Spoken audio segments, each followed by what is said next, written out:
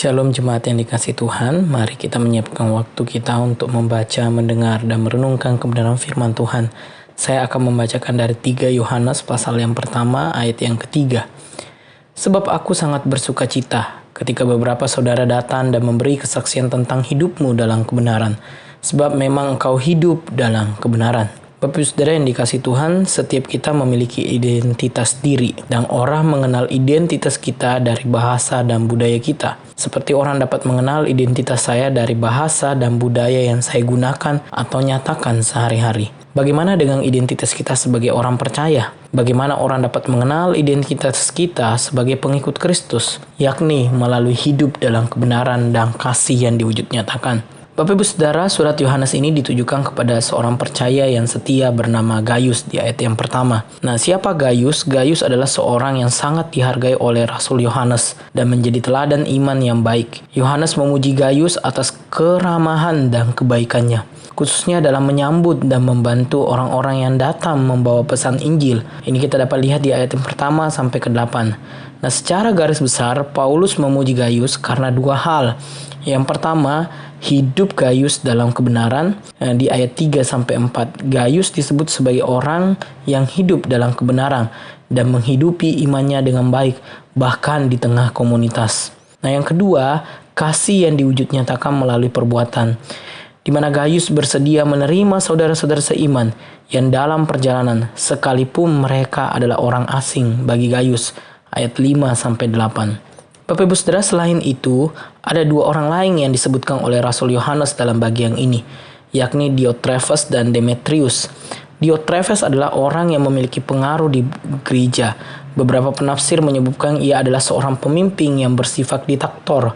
Dia dikenal karena sikapnya yang sombong dan tidak mau menerima ajaran dari orang-orang yang datang membawa pesan Injil dari Rasul Yohanes. Dia dikatakan menolak surat Yohanes yang dikirim sebelumnya, bahkan memfitnah Yohanes, menolak utusan-utusan Yohanes, dan mengancam akan mengucilkan orang-orang yang menerima mereka di ayat yang ke-10. Nah, sikap Diotrephes yang tidak ramah sangat bertentangan dengan semangat kasih dan kerendahan hati yang seharusnya ada di dalam gereja. Nah, tokoh yang lain yang diperlihatkan di dalam surat Rasul Yohanes ini yakni Demetrius, adalah seorang yang memiliki reputasi baik di antara jemaat. Yohanes memberikan kesaksian positif tentang dirinya dengan menyatakan bahwa Demetrius hidup dalam kebenaran dan pantas mendapatkan dukungan jemaat di ayat yang ke-12. Sama Demetrius menunjukkan integritasnya dan kesetiaannya dalam iman kekristenannya. Bapak Ibu Saudara, orang Kristen akan dikenal dan diakui ketika orang-orang lain dapat melihat mereka mewujud nyatakan pengakuan mereka untuk tunduk pada Injil Kristus dalam bentuk tindakan yang sesuai dengan pengakuannya itu.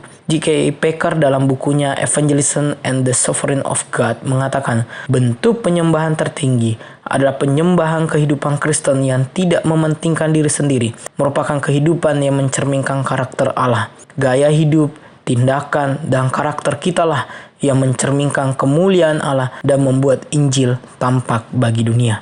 Packer dalam hal ini sangat menekankan bahwa kesaksian hidup orang percaya tidak hanya terbatas pada kata-kata atau pengajaran yang kita sampaikan, tetapi lebih kepada cara hidup kita yang mencerminkan karakter Allah. Dengan hidup yang penuh kasih, kerendahan hati, dan integritas, kita sedang memberikan kesaksian yang nyata tentang Injil dan mempermuliakan Tuhan. Bagaimana dengan Bapak Ibu Saudara dan saya? Apakah hidup kita sehari-hari mencerminkan kebenaran Kristus? Apakah kesaksian hidup sebagai orang percaya berdampak bagi orang lain seperti Gaius dan Demetrius? Apakah kita seperti Diotrephes yang penuh dengan kesombongan dan sering menolak firman Tuhan, bahkan kita menghalangi orang lain untuk menerima Injil Yesus Kristus?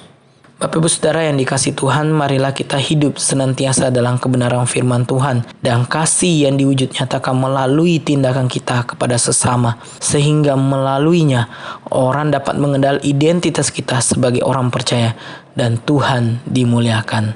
Amin.